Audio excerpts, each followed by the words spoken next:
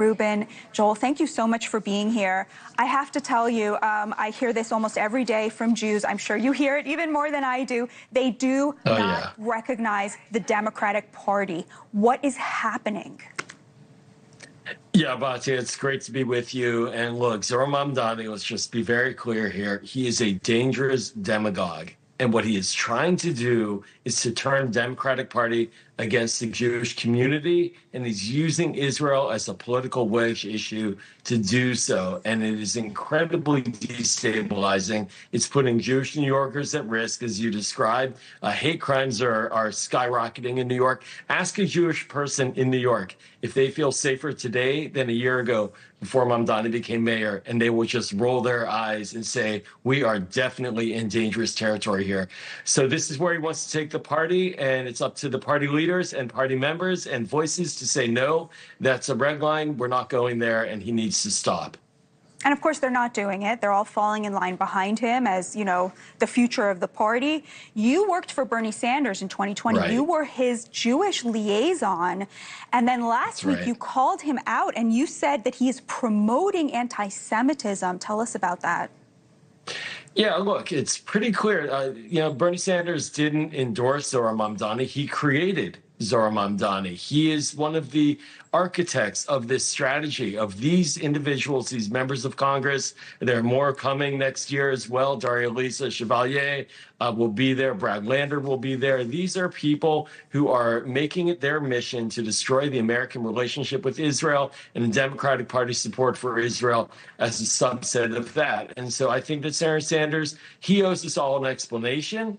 And he also owes us an apology because he's putting these people into the party. And remember, the Jewish community in America is overwhelmingly Democratic, and we don't deserve this. This is not how we created our involvement in the Democratic Party. It's anti-liberal, it's anti-American. And so I just have to add that, you know, when we look at these questions about what is the future of the Democratic Party, I hear too many private conversations. A lot of people called me over the last week asking me why I said what I said.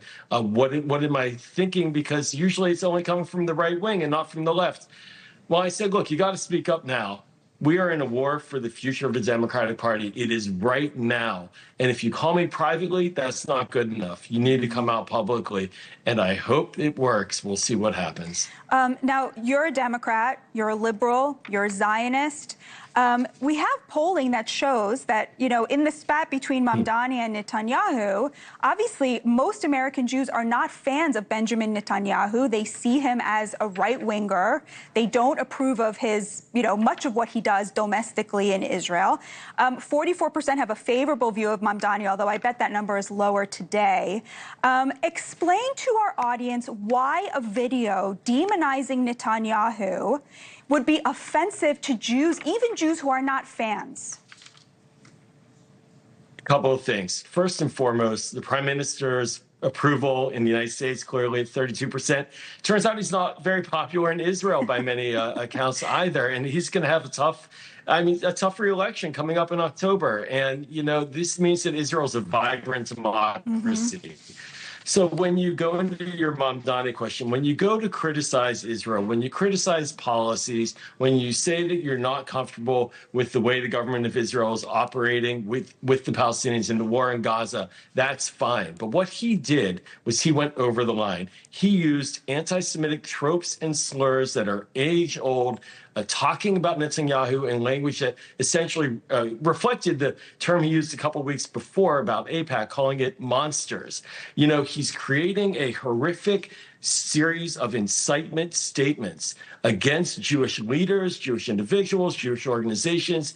It's an obsession. It's consistent. It tells his supporters and mentally unstable people, including likely the person who committed the stabbing a couple of days ago, that it's okay. They have a permission structure from the leader, from the mayor, saying that these Jews, these people, they're dangerous and we need to take care of them. We need to process them. We need to speak out now. And let's do what the mayor says. And so that's what we call incitement and anti-Semitism. I've called it out when it's come from the other direction. I'm calling it out now.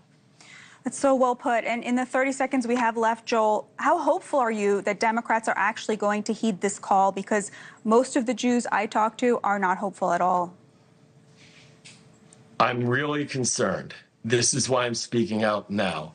because I am deeply concerned about the conversations I hear, the engagements I have, the lists I'm on, and what I see. I'm very concerned. I think we are being tested now more than we ever have as a party, and the fight is right now in front of us. Joel Rubin, God bless and protect you. Thank you so much for everything that you do. Thanks, Latia. All eyes are on